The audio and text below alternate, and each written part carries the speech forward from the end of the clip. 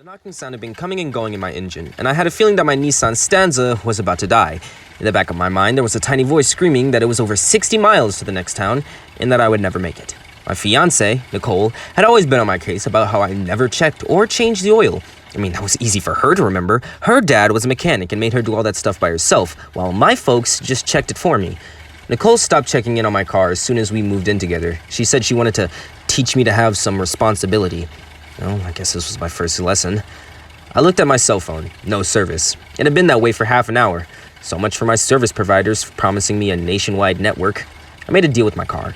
If you can get me to Gloucester, then I promise I'll check your oil every week, and I'll fill your tank up with that expensive stuff. The Stanza seemed to be in cahoots with Nicole, however, because the engine spluttered, and I found myself slowing down.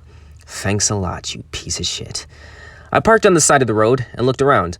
I was pretty much surrounded by woods, but I knew that I was close to the coast, and that there was bound to be a house or two on the beach. I mean, sure, it was well into autumn, but maybe a few summer residents were still hanging around, or better yet, an all-year-rounder. I was one of a handful of location scouts hired to find the perfect place to shoot for all sorts of films. We often do legal work as well, negotiating to get the permission to film certain lengths of time. The assignment for me had been to find a forest with lots of gnarled-looking pine trees, but a bit of natural light. This had, quite naturally, led me to New England, and my current predicament. I grabbed my backpack that I had packed for my trip out of the trunk and dumped all my dirty clothes into the back seat. I replaced them with a map of the area, my water bottle, and 4 granola bars that were supposed to keep me from eating my own hand before I got to my motel. As an afterthought, I changed from my ratty driving shoes to my good old sneakers. If I had a hike in front of me, I wanted to be comfortable. I was in pretty good shape before I went to college, and I had since let myself go a bit, but I was still fit enough to jog every now and then. I wasn't worried about how long I would have to walk. My chief concern was the reaming I would get from the studio if I were to be running late. There had been a brackish smell in the air as soon as I stepped out of my car, and I could hear the faint sound of gulls, so I knew the general direction that I wanted to go if I were to reach the sea. With every step, I thought I could hear Nicole's voice echoing her favorite insult over and over. "Jake, you effed up. Jake, you effed up. Jake, you effed up." Not the most pleasant beat for walking. The trees eventually gave way to hills and a few small beaches, and to my relief, there was also a scenic-looking little ocean village. I didn't remember it on the map, though. Houses speckled the area behind the beach, and I could see a school and some businesses near the waterfront. I felt that there was something weird about this place, and I quickly realized that it was due to the lack of human noise which disturbed me. I noted that there was no cars driving on the road that led to the village, nor were there people hanging around outside or in their yards. Still, I mean, it was a Saturday afternoon. Maybe they were all just eating lunch. I decided to investigate and headed up to the beach. I noticed a small child on the beach right away, the only apparent sign of human life. His back was to me and he was slightly hunched over. His hair seemed to be growing out of a summer buzz cut, and he couldn't have been more than 5 years of age. Worried that he might be hurt, I ran over to him. "Hey kiddo, you alright?" The kid turned to me and smiled. Caught in his teeth were small red globs and slender white bones. A scale glittered his lower lip. I looked down and I saw that he was holding a half-eaten fish. From the smell, I suspected that it had been dead for at least a few hours. A couple of insects crawled over the fish. "Do you want some?"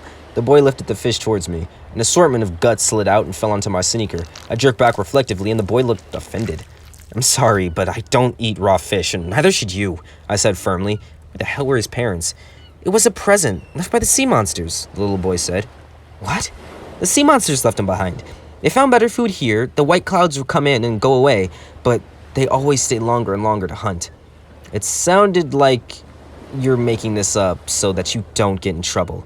"Where are your mom and dad?" I was growing impatient. The boy pointed at the waves that were crashing on the beach. "They went in there," he said. "Okay." I didn't know how to respond. The kid was obviously having fun with me. "So how about you just show me where you live? I'd like to ask your parents if I could use their phone." "The phones don't work anymore," the boy said. Then he froze, his eyes wide. I turned, trying to figure out what exactly he was staring at, but all I saw was a thick mist rolling slowly in from the ocean. "What's the matter?" I asked. The boy started to shake. He dropped the fish, and I barely caught what he said next. "They're coming." Before I knew what was happening, the boy started running towards the village. I considered pursuing him, but he looked pretty freaked out, and I didn't think his parents would be very excited about seeing their kid talking to a strange man on the beach anyway. I continued on towards the houses. There were some fishing boats by the docks, and I immediately noticed a man standing in one of them. His back was to me, and he appeared to be leaning against the mast. I laughed, relieved that I would finally be able to use someone else's phone, and I made my way down the dock towards the fishing vessel. I stopped short as soon as I came abreast of the boat. His eyes were teared up and I started retching. A man was not leaning against the mast, but was bound to it with heavy rope. His mouth hung open in a silent scream and his eyes were completely gone. I guess that the birds had been to work on him as well, because there were strips of flesh missing from his face and neck. All over was this faint buzzing sound as flies swarmed around the body.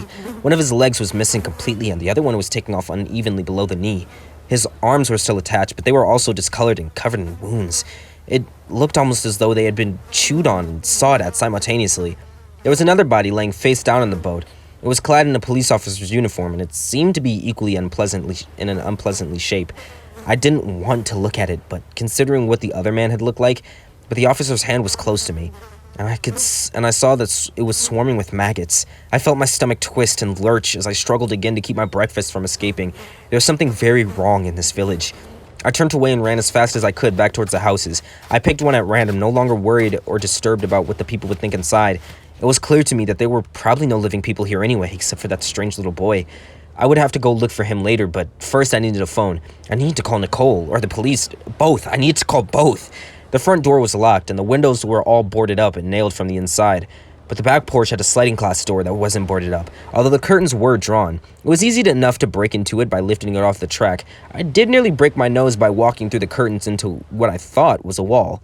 A tentative push told me, however, that it was furniture, and I discovered a large walnut bureau that had been moved in front of the doors. The home was furnished in a country theme, lots of ceramic roosters and chickens, as well as buttercups embroidered on brown throw pillows. There was some photos of a couple, who I assumed were the owners. They were younger than I would have thought, given the decor. The man had a dark complexion and wore a plaid shirt in pretty much every photo, and the woman had wavy brown hair and a big smile. She reminded me of Nicole. Normal-looking people. What had happened to them? What had happened to this town? The phone in the kitchen was a cordless one. It had been left on the hook and the battery was dead. I didn't see any others, so, reluctantly, I left my backpack behind and decided to venture upstairs. It seemed more of a violation than the upstairs to break in, and I found myself tiptoeing around. There was more photos upstairs, the same couple, sometimes with other people. No children, though. They must not have wanted any, or maybe they couldn't have had any. There were 4 doors upstairs, 3 open and 1 closed. I noticed a sickly sweet scent on the right away. Something a little more foul and rotten underneath, maybe. I wondered if there had been food left up here. I decided not to look for the source of the odor, however. The first door led to a bathroom. The second seemed to be a craft room of some kind, and the third door opened up to a bedroom, done up nicely with soft blue walls and a plaid comforter. There was a journal laying open on the bed, and more importantly, a phone was sitting on the nightstand. I picked it up, but the line was silent. No dial tone at all. The kid on the beach hadn't just been jerking me around after all. Not only was I in a ghost town, but I was in one without any phones or electricity. I looked over at the journal on the bed. Had it been left like that on purpose? What a strange thing to do. I felt a bead of perspiration slip down my forehead. Even though it was chilly on the inside of the house, wiping my sweaty palms on my jeans, I reached for the journal. September 15th. It's only been a day. Hard to believe. I'm keeping this record for anyone who comes along after work. Well, just in case, I guess. I don't know where to begin. I guess with the fog, it rolled in and power went out immediately. Our cars wouldn't start, the phone lines were down, and the people just began dying. We didn't see it happen, we just heard the screaming, and a bunch of us ran to the school to hide. We were there for hours. They tied Nelson to the mast of the boat to try to lure us out, and we could hear him screaming on and off all afternoon as he baked in the sun. It was pretty warm out, and he must have been dying of thirst. In the end, the screams turned into sobs and pleading that just plain tore out my soul. The crying was mostly incoherent, but we heard him go, "Please, they took my feet. Jesus, they're chewing on my legs!" I couldn't bear this to listen anymore, and I covered my ears for a bit. Finally, Officer Dean and a few of the lobstermen decided to go out and try to rescue him. I'll forever bear it on my conscience that I didn't try to go with them. We heard their screams too, but they didn't last as long. Nelson stopped wailing the next day. Something finally killed him. I guess. I'll never know what. I made a break for it during the rescue mission. My house was only 2 streets down from the school, and I tried to see if Marcy had made it home. She cried when she saw me come in through the door.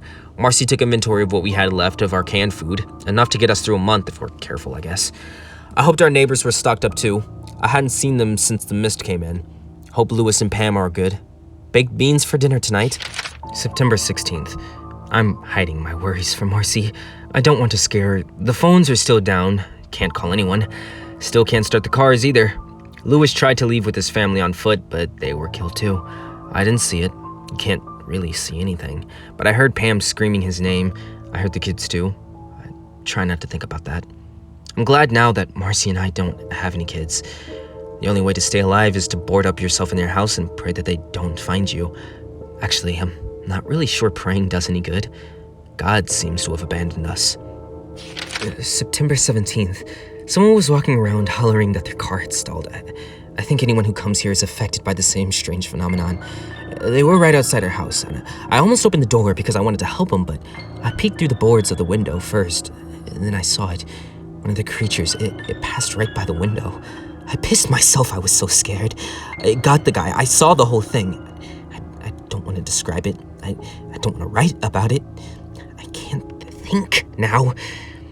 I might be crazy. September 19th. Whatever they are, we know that they came from deep under the cover of the fog. We can't see them, but we can hear their squelching noises through the mist, and it shows no sign of lifting. At first, the creatures wandered around only for an hour or two at a time, but it was still hard to predict their movements. Better just to stay indoors. But now, they come out for longer periods of time. It's like they're testing themselves. Marcy still hasn't talked much since Lewis and Pam were taken. I try to get her to eat, but her appetite is down along with her spirit. I'm sure we'll all be dead soon. For all I know, me and Marcy are the only ones left. I've been thinking about the best way it might be to end myself. I don't have a gun, but Marcy and I could take some pills. Go together, nice and peaceful, you know? I won't think about that now. It's a last resort. September 20th. If you're reading this, then we're all dead. I hope that what came to our town isn't able to spread any further, but I don't know what those water demons are capable of. They're slithering around the streets just constantly now. Just get out if you can. It's too late for us. There were no other entries after that, and now I knew that it had been roughly 2 weeks since whatever had happened in this village. I swallowed hard and remembered the bad smell at the door at the end of the hallway, the only one that was closed. I suddenly didn't want to be in this house anymore, and I couldn't quite believe everything that the guy had put in a journal had written. I deeply wanted to pass him off as an eccentric or a guy who had gone crazy after seeing people murdered, but that little boy on the beach had been talking about things in the water too. I shuddered. I went back downstairs, grabbed my backpack, and went through the curtains on the sliding door. My skin prickled when I saw the world had gone completely white with a thick swirling mist. I couldn't see more than a foot or two in front of me. How had it gone this quickly? I figured that I had been in the house for a quarter of an hour at most. Did fog always move like that? Suddenly I heard a sound. It reminded me of the time that I had gone out to play on the brook on my new boots, and the ground was soft and glutted with rain, and I had gotten stuck in the mud up to my knee. The earth made a wet sucking sound as I pulled my foot out, and my left boot had been lost forever in that muck. There were dark shapes moving in the mist. One of them was quite close. It was huge. I backed up slowly towards the house, but I realized that it would just been a death trap if I barricaded myself in there. I had to try to make it out of the mist. One of the figures paused, and I could almost feel it looking at me.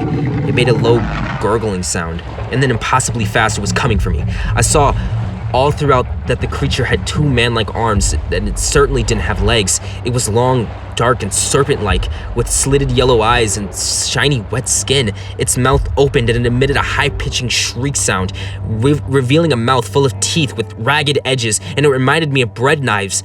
I remembered the corpse on the boat, its ragged bottom half.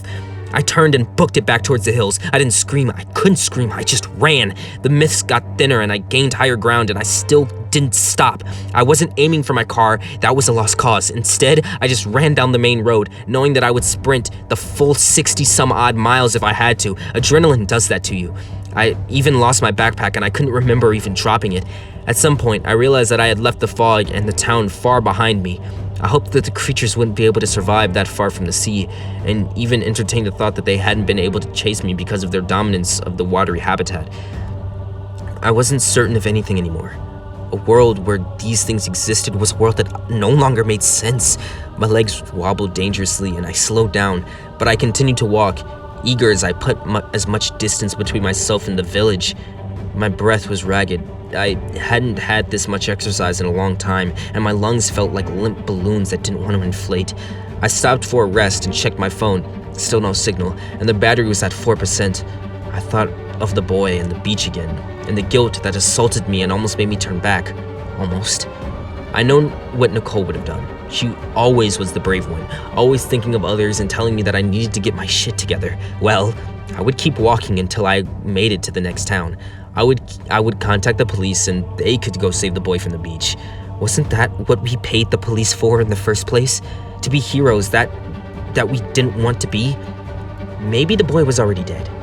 I only meant to stop for a few moments to catch my breath, but I drifted off. I have no idea how long I was out for.